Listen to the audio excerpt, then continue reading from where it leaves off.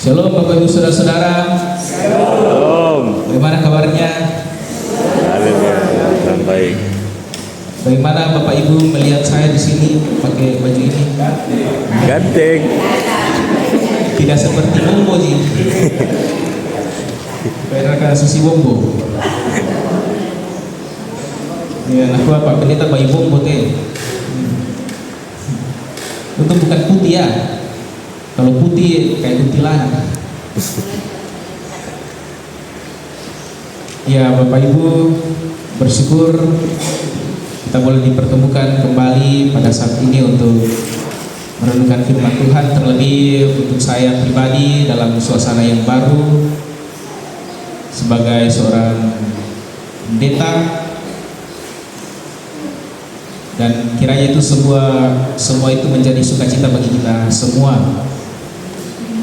Dan pada saat ini Bapak Ibu Saudara, dari firman Tuhan yang telah kita baca, kita merenungkan firman Tuhan ini melalui tema agar kita hidup tenang dan tentram. Agar kita hidup tenang dan tentram. Lan bahasa Toraya dikua anta tuo manaman sia marampa.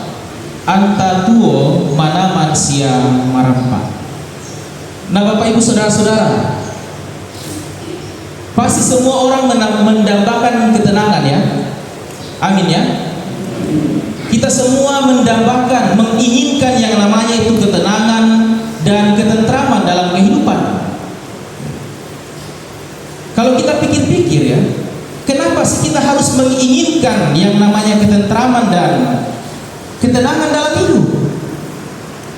Orang berlomba-lomba mengejar itu untuk mendapatkan ketenangan, ketentraman, kedamaian dalam kehidupan ini. Kenapa kira-kira Bapak Ibu Saudara? Ya jawabannya simpel. Karena seringkali kita tidak selalu merasakan yang namanya ketentraman dan ketenangan.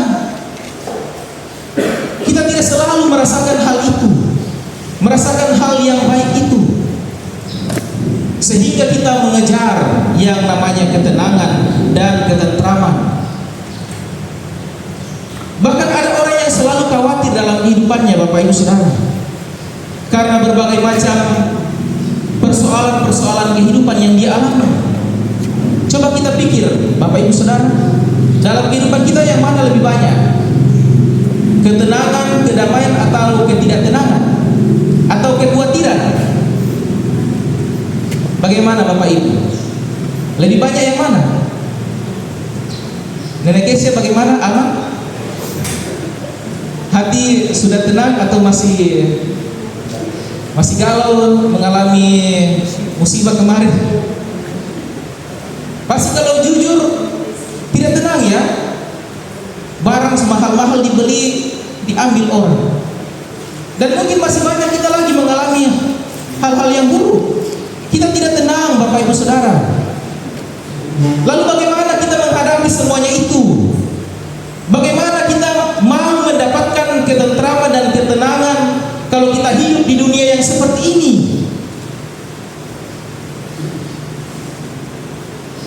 Pada dasarnya, pada kenyataannya, kalau kita mau telusuri lebih jauh lagi Bapak Ibu Saudara, ketidaktenangan dan ketidaktentraman itu asalnya dari dosa.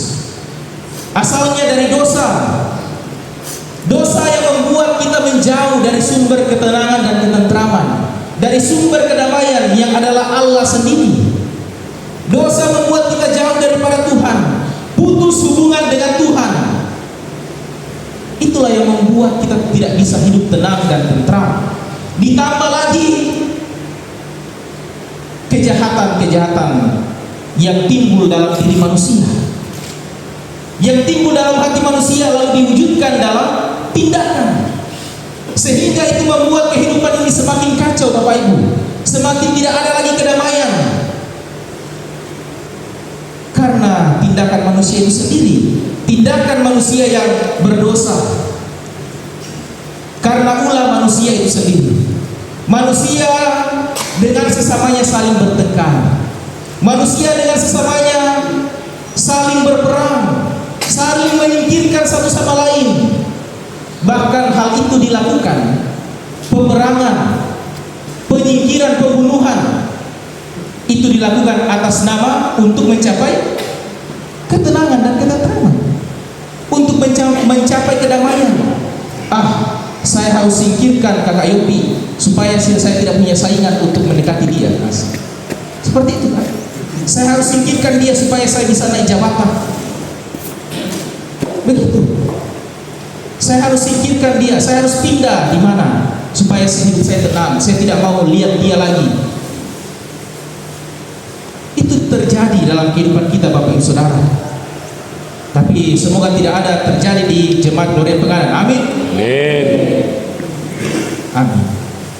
Nah, Bapak Ibu Saudara, kita tahu akar dari semuanya itu adalah dosa. Dan yang dapat menyelesaikan dosa itu, yang dapat menyelesaikan sumber dari ketidaktenangan dan ketidaktentraman itu hanyalah Allah. Allah yang mampu menyelesaikan itu. Jadi kuncinya apa, Bapak Ibu Saudara? Kuncinya adalah kita harus kembali kepada Allah. Kita harus kembali kepada Tuhan, bertobat kepada Tuhan. Kita sungguh meyakini, sungguh mengimani bahwa Allah adalah sumber ketenangan dalam kehidupan kita, sumber ketentraman dalam kehidupan kita. Bapak Ibu Saudara, kita jangan sampai mengeraskan hati kita, karena sesungguhnya kekerasan hati itu hanya menambah penderitaan, hanya menambah ketidaktenangan dalam kehidupan kita. Dan Bapak Ibu Saudara, inilah yang terjadi kepada umat Tuhan yang disampaikan dalam kitab Yeremia, khususnya bangsa Yehuda. Mereka keras hati, mereka tidak mau mendengar teguran Tuhan yang disampaikan melalui hambanya Nabi Yeremia, sehingga mereka dihukum dan sungguh-sungguh sangat menderita. Mereka sangat menderita. Kita bisa bayangkan jeritan kesedihan dari seorang Nabi Yeremia yang kita baca tadi. Yeremia meratap, Yeremia bersedih, Yeremia prihatin melihat penderitaan bangsanya. Tapi Bapak Ibu mau diapa? Mereka menderita karena dosa mereka sendiri. Nah, Bapak Ibu Saudara, ketika kita menderita, ya, mungkin kita menderita saat ini, coba kita pikir, apakah penderitaan saya ini itu disebabkan karena saya, atau karena orang lain, atau karena dosa saya sendiri sehingga itu membuat saya menderita, itu membuat saya tidak tenang. Itu perlu kita renungkan. Dan inilah yang dialami oleh bangsa Yehuda. Mereka menderita karena dosa mereka sendiri. Dan itu disebabkan karena kekerasan hati bangsa Yehuda ini. Percayalah Bapak Ibu Saudara, orang-orang yang keras hati, yang suka melakukan dosa, yang tidak mau bertobat, hidupnya tidak akan tenang, hidupnya tidak akan tentram, akan selalu menderita sampai dia mati jika dia tidak bertobat, jika dia tidak melembutkan hatinya, jika dia tidak mengeraskan hatinya. Nah, Bapak Ibu Saudara, lalu bagaimana? Apa yang harus kita lakukan sebagai umat Tuhan? Kita ini yang sadar akan hal ini. Apa yang harus kita lakukan sebagai umat Tuhan? Yang kita lakukan adalah kembali kepada Tuhan, kembali kepada Allah, bangun hubungan dengan Tuhan, bangun kembali hubungan dengan Tuhan. Kadang-kadang kita ada dalam zona nyaman, kita sudah melupakan Tuhan. Kadang-kadang juga mungkin kita ada dalam penderitaan, kita sudah melupakan Tuhan. Jangan sampai kita seperti itu, Bapak Ibu. Tuhan mau kita kembali kepadanya. Tuhan sudah memberikan kita alat anugerah. Apa itu, Bapak Ibu Saudara? Apa itu? Tuhan memberikan kita alat anugerah, yaitu doa. dengan Tuhan, Tuhan memberikan kita alat anugerah untuk berdoa. Berdoa kepada Tuhan, membangun hubungan dengan Tuhan melalui doa. Dalam surat 1 Timotius tadi dikatakan bahwa naikkanlah permohonan, doa syafaat, ucapan syukur untuk semua orang. Bahkan ada dalam firman Tuhan katakan, tetaplah berdoa. Bapak Ibu Saudara, orang-orang yang berdoa itu adalah orang-orang yang mau merendahkan hatinya, orang-orang yang mau tunduk di hadapan Tuhan dan berserah diri kepada Tuhan. Dan saya harap kita di sini adalah orang-orang yang berdoa. Kita semua adalah para pendoa, orang-orang yang suka berdoa. Di dalam doa kita berseru kepada Tuhan memohon pengampunan. Di dalam doa kita bersyukur, meminta apa yang kita inginkan, apa yang kita harapkan. Semua permohonan kita sampaikan kepada Tuhan. Dan pastinya Tuhan mendengar, Bapak Ibu Saudara. Tuhan pasti mendengar setiap jeritan, tangisan umatnya yang berdoa kepadanya. Tapi Bapak Ibu jangan lupa, jangan sampai doa kita itu egois, hanya mementingkan diri sendiri, hanya untuk kita. Tetapi kita lupa mendoakan orang lain. Dikatakan dalam firman Tuhan kan, berdoa untuk pemerintah. Kita doakan orang lain. Kita doakan mereka yang punya pengaruh dalam diri kita. Siapa orang yang berpengaruh dalam kehidupan saudara? Tidak hanya orang tua, tidak hanya teman, tidak hanya suami istri. Tadi saya katakan pemerintah kita itu berpengaruh bagi kelangsungan kehidupan kita bermasyarakat. Tetangga kita, orang-orang yang sekitar kita. Bahkan Tuhan suruh kita berdoa untuk musuh kita. Ya, tadinya doa kena mati orang, kena sanggang orang. Bukan doa itu ya. Itu doa yang tidak akan dikabulkan oleh Tuhan. Tetapi doakan mereka dengan yang baik. Berkati mereka supaya mereka berubah. Mendoakan orang-orang yang berpengaruh dalam kehidupan kita, yang setiap hari, setiap saat kita temui. Mendoakan musuh kita. Supaya apa Bapak Ibu Saudara? Supaya mereka mengenal dan mengalami kasih Kristus. Dan agar Roh Kudus juga dapat bekerja dalam diri mereka. Supaya terwujud itu yang namanya ketenteraman. Tuhan mengubah hati mereka. Supaya mereka juga memancarkan sukacita, memancarkan kedamaian, memancarkan kasih terhadap kita dan terhadap sesama. Sehingga yang namanya ketenangan dan ketenteraman itu dapat terwujud Bapak Ibu. Kita tidak mampu melakukan banyak hal untuk mengubah orang. Atau siapa? Adakah orang yang mampu mengubah orang lain? Tidak. Tetapi kita percaya Tuhanlah yang mampu mengubah hati orang. Dan itu kita lakukan melalui doa, melalui permohonan. Kita andalkan Tuhan. Doakan suami, doakan istri, anak-anak supaya mereka berubah dalam kehidupan mereka. Firman Tuhan katakan apa? Doa orang benar besar kuasanya. Kita harus imani itu Bapak Ibu Saudara. Kita harus imani. Dan ini juga salah satu bentuk bagi Bapak Ibu Saudara untuk melayani, untuk terlibat dalam pelayanan dengan berdoa. Berdoa bagi setiap orang percaya. Kalau Bapak Ibu bertanya bagaimana saya mau membantu Bapak proponen Bapak pendeta ini, saya didenda lagi. Ya sedikit kalau ada Bapak Ibu yang masih katakan panggil proponen didenda 5.000. Ya. Bendahara itu sana Kakak Ita. Ya. Bapak Ibu bertanya bagaimana Bapak Ibu mau membantu saya?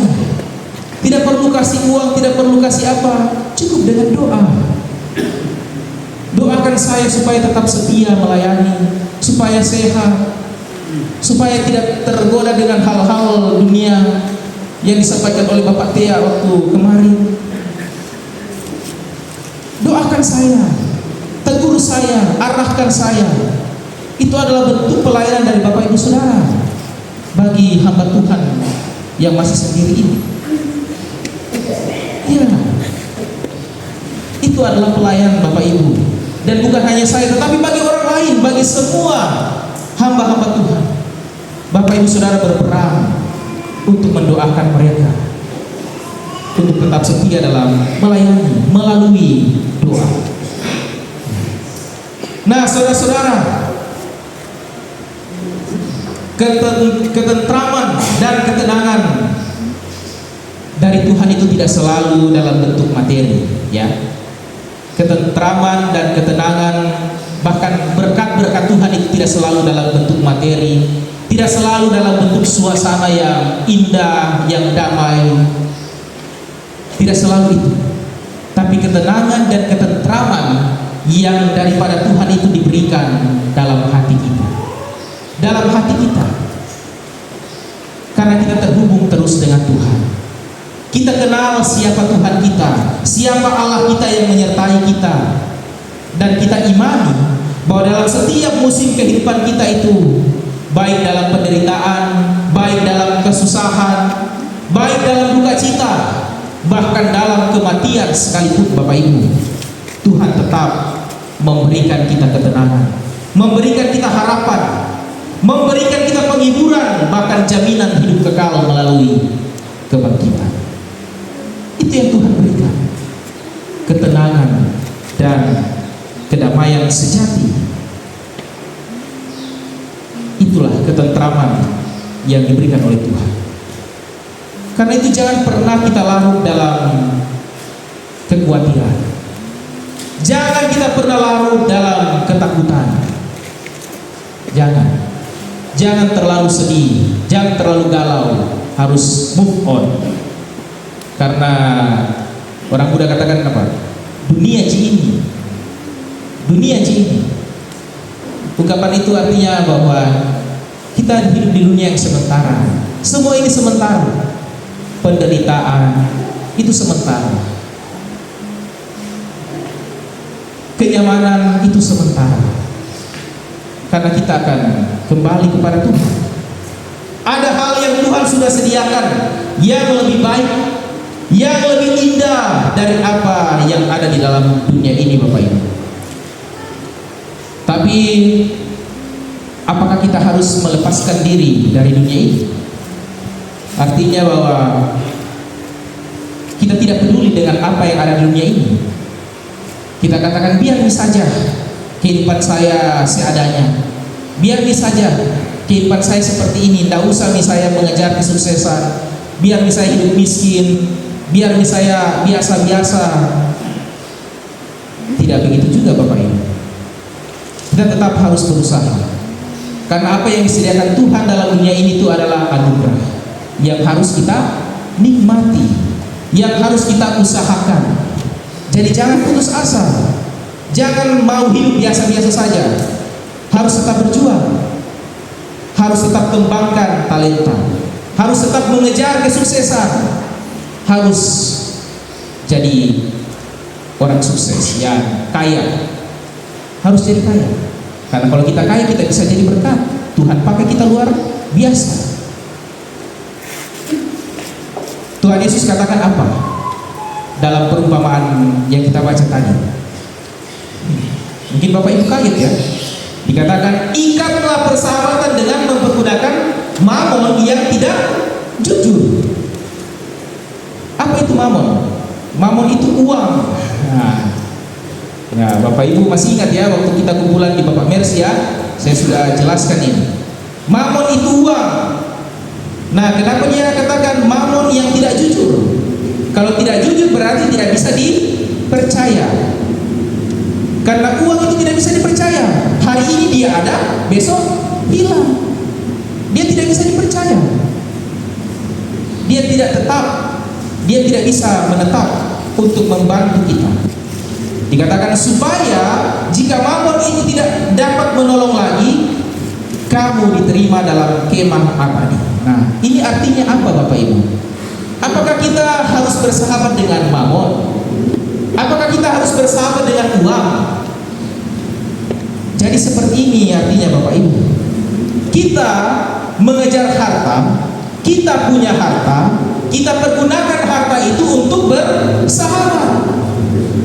Untuk bersahabat artinya untuk menjadi berkat bagi sesama, untuk mengikat persahabatan dengan orang lain, untuk menjadi berkat bagi orang-orang miskin, orang-orang yang berkekurangan, terlebih lagi untuk mengikat persahabatan dengan Tuhan. Itu yang dia maksud, mengikat persahabatan dengan sesama. Nah kan kita baca tadi dalam perumpamaan kan, bendahara yang tidak jujur itu pintar untuk menanggulangi kemelaratannya. Dia baik kepada orang-orang yang dia pinjamkan itu uang itu, sehingga tuannya memuji. Dan itu juga yang harus kita lakukan Bapak Ibu. Ketika kita dipercayakan harta yang banyak, kita pakai harta itu untuk menjadi berkat, untuk mengikat persahabatan dengan sesama kita. Jangan jadi orang yang pelit, apalagi untuk pelayanan, apalagi untuk pembangunan kerajaan Allah. Tuhan suruh kita itu Bapak Ibu, supaya nanti kalau Mamon itu tidak berguna lagi, Tuhan menerima kita dalam kemah yang abadi. Itu yang dimaksud oleh Tuhan Bapak Ibu Saudara. Itulah jalan menuju ketentraman abadi. Harta benda itu tidak menjamin kita hidup tenang, hidup tentram. Tetapi ketika harta itu kita pakai untuk Tuhan, memuji, memuliakan nama Tuhan, ketenangan dan ketentraman itu akan hadir. Amin Bapak Ibu.